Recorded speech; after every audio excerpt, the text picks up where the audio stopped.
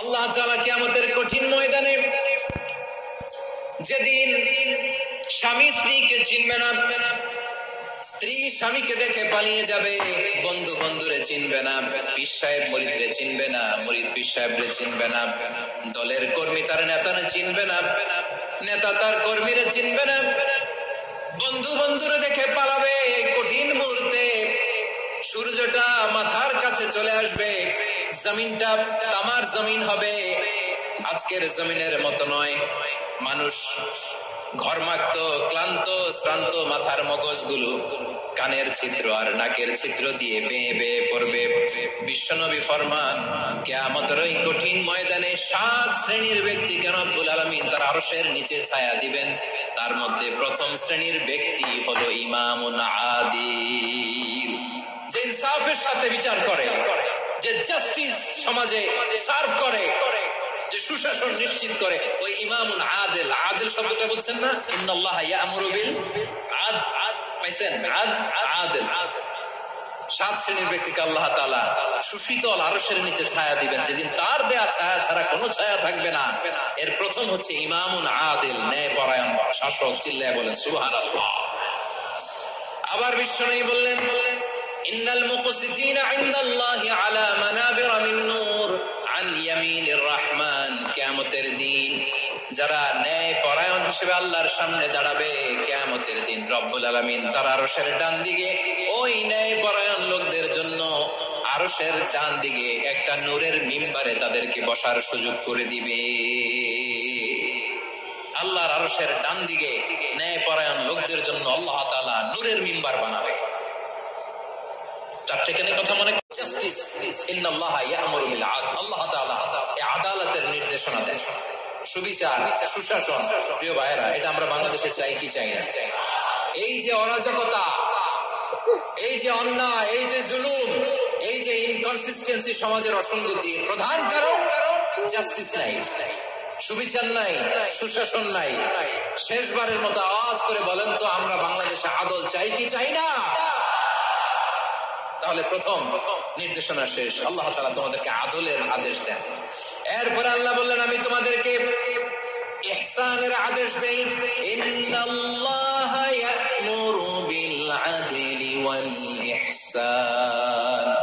আমি তোমাদেরকে যেমনি আদলের নির্দেশনা দেই, তেমনি ভাবে তোমাদেরকে ইহসানের নির্দেশনা দেই। ইহসান, আওয়াজ করে সবাই বলেন তো ইহসান। ইহসান মানে কারো প্রতি সফট হার্টেড হওয়া, মহানুভব হওয়া, অনুগ্রহ পরায়ণ হওয়া, অনুগ্রহশীল হওয়া, একে অপরের প্রতি দয়াদ্র হওয়া। একে অপরের প্রতি দয়াদ্র, অনুগ্রহশীল হওয়া ছাড়া মানবিক সমাজ কঠিন কালো গঠন করা সম্ভব না। প্রিয় ভাইয়েরা, সুন্দর আচরণ দিয়ে, ইহসান দিয়ে যা জয় করা যায়, নরম আচরণ দিয়ে যেটা অর্জন করা যায়, কঠোরতা দিয়ে সেটা পারা যায় না। বিষ্ণু ইসলাম ইহসান দিয়ে, কোমল আচরণ দিয়ে, তার অনুগ্রহ দিয়ে তিনি অনেক কাফিরের হৃদয়কে জয় করে ফেলেছেন। সাইয়েদনা সুমামা ইবনে উসাল রাদিয়াল্লাহু তাআলা আনহুর কথা মনে পড়ে যায়। তিনি ছিলেন ইয়ামামার বাদশা। মদিনাতে বিশ্বনবীকে হত্যা করার নিয়তে এসেছিলেন। গোপনে গোপনে বিশ্বনবীকে হত্যা করে আবার ইয়ামামাতে তিনি ফিরে যাবেন। কিন্তু কি অবাক করা কাণ্ড, হত্যা করতে পারে নাই, সাহাবাদের হাতে তিনি ধরা পড়ে গেলেন। সাইয়েদনা সুমামা ইবনে উসাল রাদিয়াল্লাহু তাআলা আনহু হত্যার নিয়তে আসলেন, কিন্তু হত্যা করতে পারলেন না। সাহাবারা ওনাকে ধরে ফেললেন, ধরে মসজিদে নববীর পিলারের মধ্যে বেঁধে রাখলেন। সুমামা ইবনে উসাল, সিরাত থেকে শোনাচ্ছি রাদিয়াল্লাহু তাআলা আনহু ইয়ামামার অধিপতি ছিলেন। বিশ্বনবীকে হত্যার জন্য আসছেন, ধরা পড়ে গেছেন, এখন মসজিদে নববীতে বেঁধে রাখছে। তার মানে বন্দী। এখন স্ট্যাটাস কি? বন্দী, ক্যাপ্টিভ। বিষ্ণু ইসলাম সাহাবাদেরকে বললেন, তার খোঁজ খবর নিও, সুমামা ইবনে উসালের খোঁজ খবর নিও। সাহাবার বলেন, ইয়া রাসূলুল্লাহ, আপনাকে হত্যা করতে এসেছে, তার তো কঠিন ক্যাপিটাল পানিশমেন্ট হওয়া দরকার, কঠিন শাস্তি হওয়া দরকার। বিশ্বনবী বললেন, না, আমি যেটা জানি তোমরা সেটা জানো না, তোমরা সুমামার সাথে ভালো আচরণ করো। বিশ্বনবী সুমামার কাছে গেলেন। প্রথম দিন যে তিনি কালেমার দাওয়াত দিলেন, ইমানের দাওয়াত দিলেন, ইসলামের দাওয়াত দিলেন, রিসালাতের দাওয়াত দিলেন, আখিরাতের দাওয়াত দিলেন। পরের দিন যে বিশ্বনবী সালাতের দাওয়াত দিলেন, যাকাতের দাওয়াত দিলেন। ইসলাম কি, কিভাবে, কেমন করে পালন করতে হয় চমৎকার আর্টিকুলেট করতে শুরু করলেন। তন্ময় হয়ে সুমামা ইবনে উসাল রাদিয়াল্লাহু তাআলা আনহু বিশ্বনবীর কথাগুলো শুনতে আরম্ভ করলো। একদিন নয়, 2 দিন নয়, টানা 3 দিন বিশ্বনবী সুমামার কাছে ইসলামকে প্রেজেন্ট করেছেন, উপস্থাপন করেছেন। আওয়াজ করে বলেন, কয় দিন? 3 দিন। 3 দিন মসজিদে নববীতে বাঁধা। আর সাহাবীদেরকে বললেন, তার খোঁজ খবর নিও। তোমরা যে রুটি বানাও এর মধ্যে সবচেয়ে ভালো আটার রুটিটা তারে দিও, সবচেয়ে রিফাইন্ড খেজুর, যেটা পিওর খেজুর, এটা তারে দিও। আর বিশ্বনবী নিজের ওট থেকে দুধ দহন করে ওনার বাড়ির এক কর্মচারীকে বলেছেন, দুধ দহন করে সুমামার জন্য নিয়ে যাও। সুবহানাল্লাহ পড়বেন না? সবাই তো অবাক, ইয়ামামা থেকে আসছে নবীকে হত্যা করতে, বিশ্বনবী দেখে তারে জামাই আদর করে। একদিন নয়, 2 দিন নয়, টানা 3 দিন বিশ্বনবী এভাবে সুমামার কাছে যে ইসলামকে প্রেজেন্ট করতে আরম্ভ করলেন, ইসলামকে উপস্থাপন করতে শুরু করলেন। আর তাকে চমৎকার এন্টারটেইনমেন্ট, আপ্যায়ন দিতে আরম্ভ করলেন। টানা 3 দিন যখন ইসলামের দ্য বিউটিস অফ ইসলাম, ইসলামের সুমহান বাণী, সৌন্দর্য তার কাছে উপস্থাপন শেষ, তাকে আপ্যায়ন শেষ, বিশ্বনবী বললেন সাহাবাদেরকে, যাও এবার সুমামার হাতের পায়ের রশি দুটো খুলে দাও। সাহাবারা তর্ক জুড়ে দিলেন, লা ইয়া রাসূলুল্লাহ, এমনটা করবেন না তো, ভয়ঙ্কর ভয়ঙ্কর খুনি, কি জানি কি হয়ে যায়। বিশ্বনবী বললেন, না, তার হাতে পায়ের রশিগুলো খুলে দাও। সাহাবারা বিশ্বনবীর কথা মতো তার হাতে পায়ের রশিগুলো খুলে দিল। সুমামা মুহূর্তের মধ্যে মসজিদে নববী থেকে বের হয়, ইয়ামামায় ফিরে না যে মসজিদে নববীর পাশে একটা খেজুর বাগান ছিল, সেখানে চলে গেলেন। সেখানে একটা ছোট্ট কুয়া ছিল, কুয়ার পানি দিয়ে তিনি গোসল করলেন। সুবহানাল্লাহ পড়েন। কুয়ার পানি দিয়ে গোসল করে মসজিদে নববীর সামনে এসে বিশ্বনবী এবং সাহাবাদের সামনে দাঁড়িয়ে সাব্বাবা উঁচু করে বললেন, আশহাদু আল্লা ইলাহা ইল্লাল্লাহ ওয়া আশহাদু আন্না মুহাম্মাদান আবদুহু ওয়া রাসূলুহু। আমি সাক্ষ্য দিচ্ছি আল্লাহ ছাড়া কোনো ইলাহ নাই, আর মুহাম্মদ আল্লাহ তাআলার প্রেরিত বান্দা এবং রাসূল। প্রিয় ভাইরা, ইহসান দিয়ে যা জয় করা যায়, কঠোরতা দিয়ে সেটা কঠিনকালেও জয় করা যায় না। আওয়াজ করে বলেন, ঠিক কি না? এবার সুমামা দাঁড়িয়ে বলে, ওগো নবী, আমি তো কালিমা পড়ে মুসলমান হয়ে গেলাম, এবার শোনেন। এই মুহূর্তের আগে আপনার চেহারার চাইতে নিকৃষ্ট কোন চেহারা আমার কাছে ছিল না, কিন্তু শাহাদা পাঠ করার পরে আপনার চেহারার চাইতে উত্তম শ্রেষ্ঠ কোন চেহারা আমার কাছে আর নাই। ও নবী, আজকের দিনের আগে ইসলাম ধর্মের চেয়ে নিকৃষ্ট অপছন্দনীয় কোন ধর্ম আমার কাছে ছিল না, কিন্তু এই মুহূর্ত থেকে ইসলামের চেয়ে সেরা শ্রেষ্ঠ পছন্দনীয় কোন ধর্ম আমার কাছে নাই। নবী গো, আজকের দিনের আগে মদিনার চাইতে অপছন্দনীয় নিকৃষ্ট কোন শহর আমার কাছে ছিল না, কিন্তু এই মুহূর্তের পর থেকে মদিনার চাইতে কোন শ্রেষ্ঠ শহর আমার জানা নাই। সে ছিল গমের বড় ডিলার, গম বেচত। কি বেচত? তার গম কিনে মক্কার লোকেরা রুটি খাইতো। সে ঘোষণা দিল, আজকে থেকে মক্কাবাসীদের জন্য সব গম আমি হারাম করে দিলাম, মক্কাবাসী এখন না খেয়ে মরে। সুবহানাল্লাহ পড়বেন না? মক্কাবাসী বিশ্বনবীর কাছে আসলেন, এসে বললেন, মুহাম্মদ, আমরা তো তোমার ভাই, তোমার চাচা, তোমার ভাতিজা, তোমার আত্মীয়, তুমি সুমামারে বলো সে যেন আবার গমের সাপ্লাই মক্কার জন্য অনুমতি দিয়ে দেয়। বিশ্বনবীর অনুমতি ক্রমে সুমামা আবার মক্কাতে গম পাঠাতে শুরু করলো। পড়েন সুবহানাল্লাহ। ইহসান, ইহসান দিয়ে আপনি যেটা জয় করতে পারবেন, you can win the heart of your enemies. ইহসান দিয়ে আপনি আপনার শত্রুর হৃদয়কে জয় করতে পারবেন। এজন্য আল্লাহ বললেন, ওয়া আনফিকু ফি সাবিলিল্লাহি ওয়া লা তুলকু বিআইদিকুম ইলা তাহলুকা ওয়া আহসিনু ইন্নাল্লাহা ইউহিব্বুল মুহসিনিন। তোমরা আল্লাহর রাস্তায় দান করবে আর নিজেরা নিজেদেরকে ধ্বংসের হাতে ঠেলে দিও না। তোমরা একে অপরের প্রতি ইহসান করবে, কারণ ইহসানকারীদেরকে আল্লাহ বড্ড ভালোবাসে। সুবহানাল্লাহ পড়েন।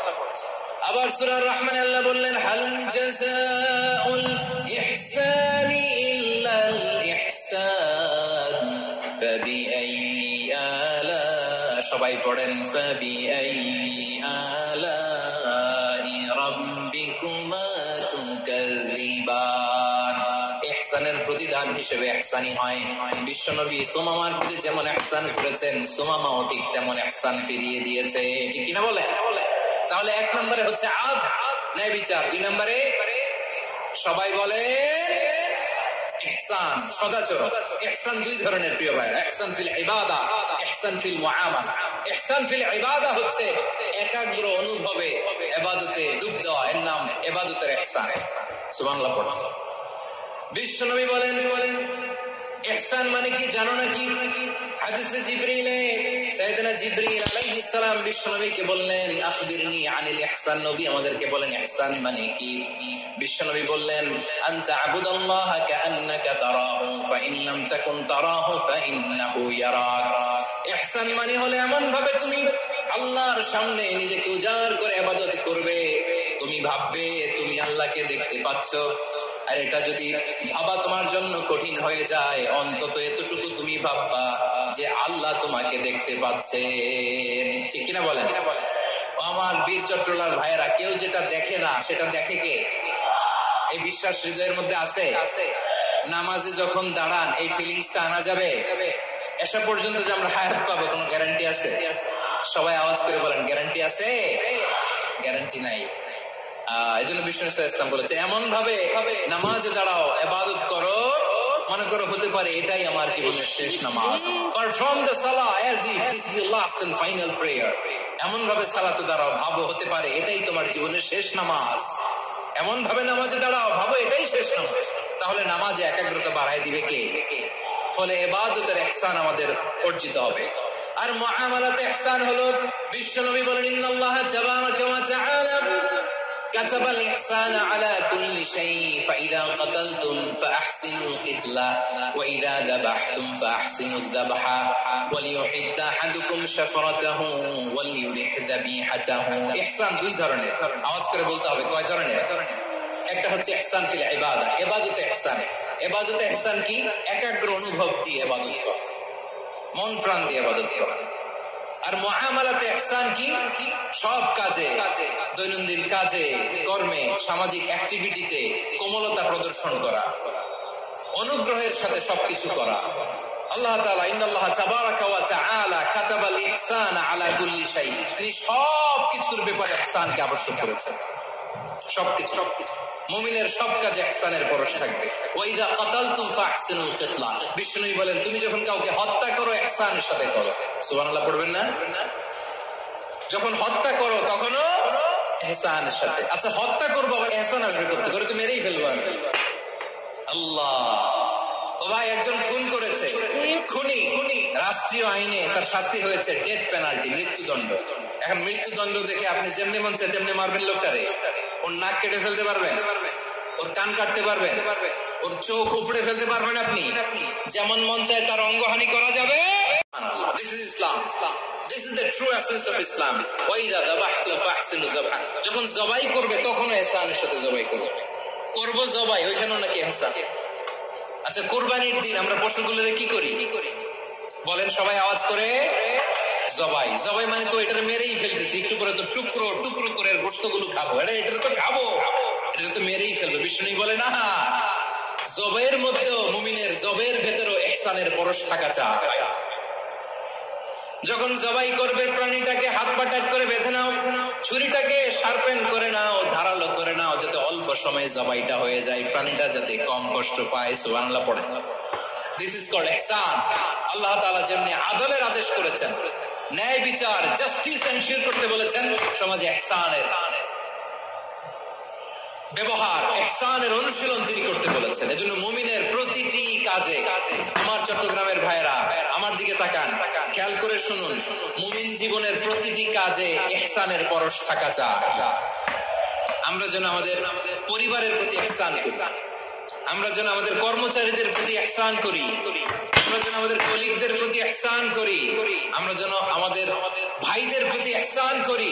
মুমিন জীবনের প্রতি কাজে ইহসানের পরশ থাকার দরকার আছে। কথা বুঝতে পেরেছেন? তাহলে আল্লাহ তাআলার তিনটা আদেশ ছিল, কয়টা গেল? প্রথমে কি ছিল? আদল। দুই নম্বরে তিন নম্বরে রব্বুল আলামিন বললেন ওয়া ইতাইদিল কুরবা, নিকটাত্মীয়দেরকে দান করো, নিকটাত্মীয়দেরকে দাও, যারা তোমাদের ব্লাড কানেকশনের আত্মীয় তাদেরকে তোমরা দাও। এখানে জেনারেলি বললেন দাও, কি দিব সেটা তিনি এখানে বলেন নাই, সেটা তিনি সূরাতুল ইসরার মধ্যে বলেছেন। আল্লাহ বলেন ওয়া আতিযাল কুরবা হাক্কাহ, নিকটাত্মীয়দেরকে তাদের অধিকার, তাদের প্রাপ্য তোমরা বুঝিয়ে দাও। দেখেন একটা শান্তির সমাজ, একটা সমৃদ্ধ সমাজ, একটা মানবিক সমাজ গঠনের জন্য আল্লাহ তাআলা বেশি না মাত্র তিনটা অর্ডার, তিনটা ভার্ডিক্ট তিনি জারি করেছেন। এক নাম্বার সুশাসন, ন্যায় বিচার। দুই নাম্বার ইহসান। তিন নাম্বার নিকটাত্মীয়, যারা কাছে তোমার ভেরি ক্লোজ রিলেশনশিপে আছে তাদেরকে দাও। দাও, দিলে বাড়িয়ে দেয় কে? অনেকে দিতে চায় না, কৃপণতা করে। দিলে বাড়ায় দেয় কে? ওমিয়া মদিনার মধ্যে সবচাইতে গরিব সাহাবী ছিল বেলাল রাদিয়াল্লাহু তাআলা আনহু। ওনার এন্টায়ার অ্যাসেট, সম্পদের পরিমাণ কতদূর জানেন? একটা লুঙ্গি। বেলাল রাদিয়াল্লাহু তাআলা আনহু, ওনার টোটাল ওয়েলথের এস্টিমেশন হচ্ছে মাত্র একটা লুঙ্গি। একটা লুঙ্গি, টোটাল ওয়েলথ এস্টিমেশন, টোটাল সম্পদের পরিমাণ বেলাল রাদিয়াল্লাহু তাআলা আনহুর কি ছিল? ওই বেলাল রাদিয়াল্লাহু তাআলা আনহুকে বিষ্ণু ইসলাম বলেছেন আনফিক ইয়া বেলাল, ও বেলাল তুমিও দাও। ওয়ালা তাখশা মিন যিল আরশি ইখলালা, আরশের অধিপতির তো কোনো ঘাটতি নাই, তুমি দিলে ওই আল্লাহ তোমারে বাড়ায় দিবে। এজন্য আমার প্রিয় ভাইয়েরা, দিলে কমে না, দিলে বাড়ে। অনেকে ধরে রাখে, নতুন কিছু নিতে পারে না, হাত দিয়ে যেটা ধরে রেখেছেন এটা দিয়ে দেন, বড় একটা ধরার সুযোগ পাবেন। জোরে বলেন ঠিক কিনা? রব্বুল আলামিন বললেন তিন নাম্বার আদেশ হলো তোমাদের প্রতি সমাজটারে কেমন করে মানবিক সমাজ, সুন্দর সমাজ গড়বা। তিন নাম্বার আদেশ হলো ওয়া আতিযাল কুরবা হাক্কা, নিকটাত্মীয়দেরকে তাদের প্রাপ্য বুঝিয়ে দাও। এই নিকটাত্মীয়দেরকে তাদের অধিকার বুঝিয়ে দেওয়া, প্রাপ্য বুঝিয়ে দেওয়াতে আমাদের গাফলতি আছে না নাই? অনেকে দেখবেন অনেক আল্লাহওয়ালা তাহাজ্জুদ গুজার, সেজদা দিতে দিতে কপালে কালো দাগ ফেলে দিছে, সে তার বোনের হকটা আদায় করে নাই। আছে না নাই? অনেক বড় হাজী সাহেব, বিশাল লম্বা দাড়ি, ছেলেরে সব দিয়ে দিছে, মেয়েরে কিছু দেয় নাই, মেয়ের হক আদায় করে নাই। আছে না নাই? এই হাজী সাহেবেরা, এই আল্লাহওয়ালারা কিয়ামতের ময়দানে আটকে যাবে। আপনি অন্যের অধিকার নষ্ট করেছেন, তাদের রাইটস কে ভায়োলেট করেছেন। এজন্য আল্লাহ তাআলা বলেন কারো অধিকার যদি কেউ নষ্ট করে, ওই সমাজটা মানবিক সমাজ কোশ্চিনকালেও হতে পারে না। এজন্য তিন নম্বর আল্লাহ বললেন ওয়া ইতাইদিল কুরবা, নিকটাত্মীয়দেরকে দাও। কি দিবা? তাদের অধিকার দিয়ে দাও। বোনের অধিকার বুঝিয়ে দাও, মেয়ের অধিকার বুঝিয়ে দাও, ফুফুর অধিকার বুঝিয়ে দাও। দেখবেন অনেক মায়েরা ছেলের পাতে মুরগির রান দেয়, মেয়ের পাতে দেয় মুরগির ঠ্যাং। তো মেয়ের কি মুরগির রান খেতে মনে চায় না? মনে চায় না? এমনটা করা যাবে না। নিকটাত্মীয়দেরকে অধিকার দিয়ে দাও, নিকটাত্মীয়ের সাথে সুসম্পর্ক রাখো। আদেশটা কার?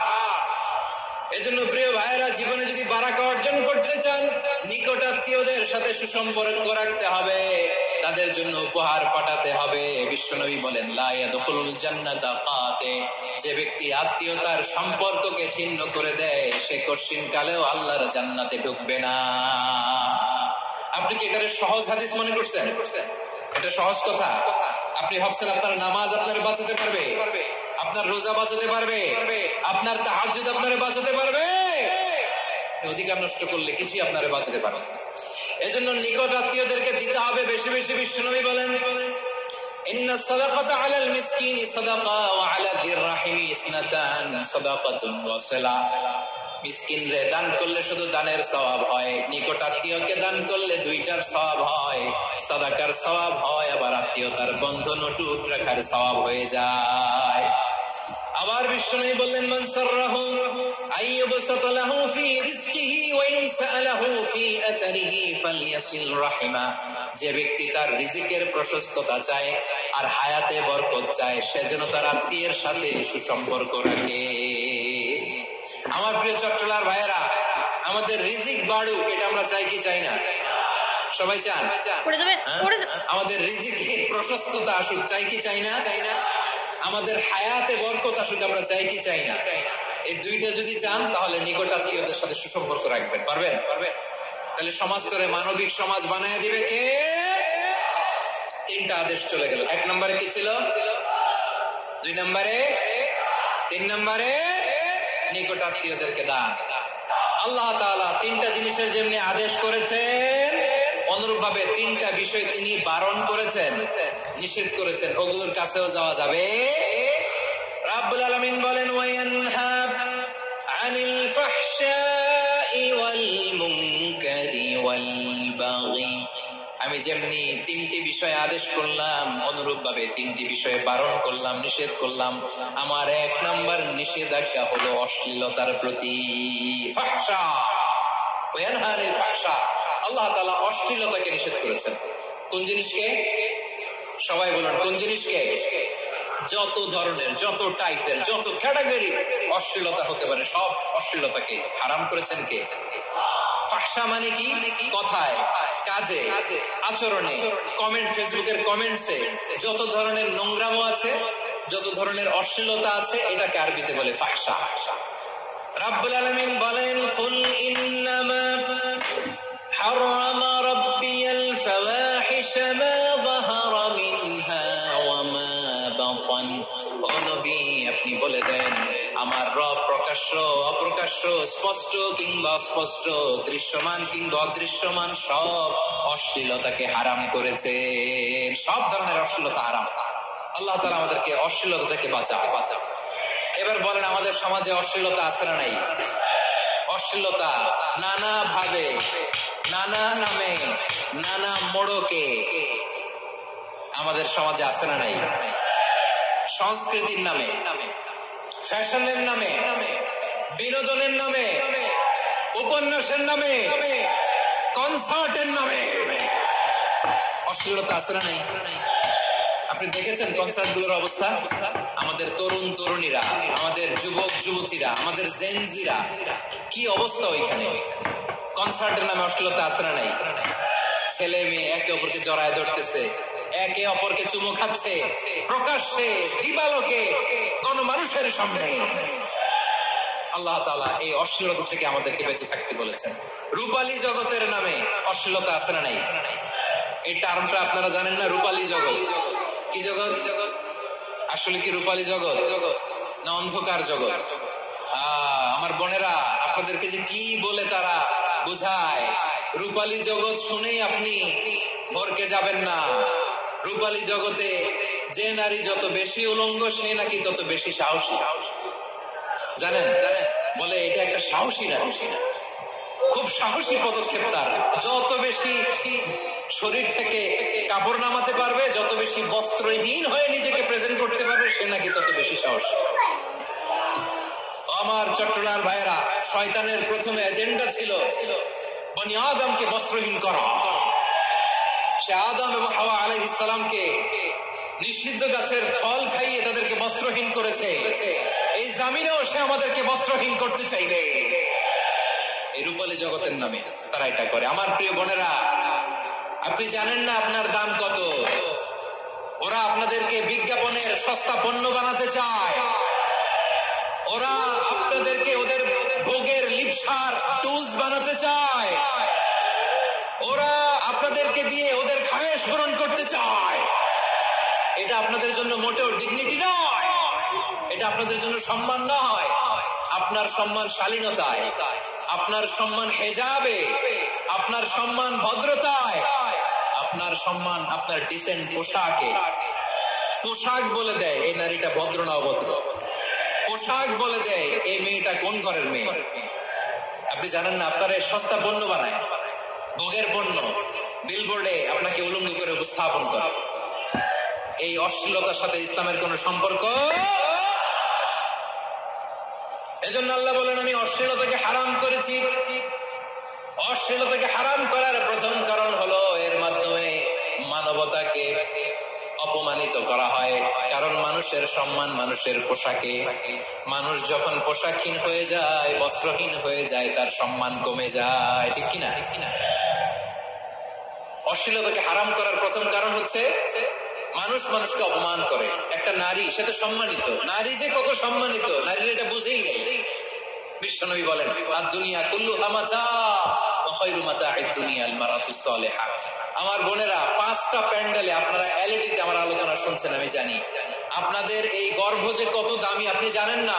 আপনার পেট থেকেই আসবে আগামী দিনের সালাহুদ্দিন আল আইয়ুবী, আপনার পেট থেকেই আসবে অনাগত দিনের ইমাম মাহদী আল মুনতাদা, আপনার পেট থেকেই আসবে অনাগত দিনের ফয়সাল, ওয়াসিম, মুগ্ধ, আবু সাইদের মতো বীর যোদ্ধা। আমার প্রিয় বোনেরা, আমার প্রিয় বোনেরা, বিশ্বনবীর কথার ওজন খেয়াল করেন। আর দুনিয়া কুল্লুহা মাতা ওয়া খায়রু মাতা'আদ দুনিয়া আল মারাতুস সালিহা। দুনিয়ার সবকিছুই অ্যাসেট, এর মধ্যে সবচেয়ে দামি অ্যাসেট নেককার নারী।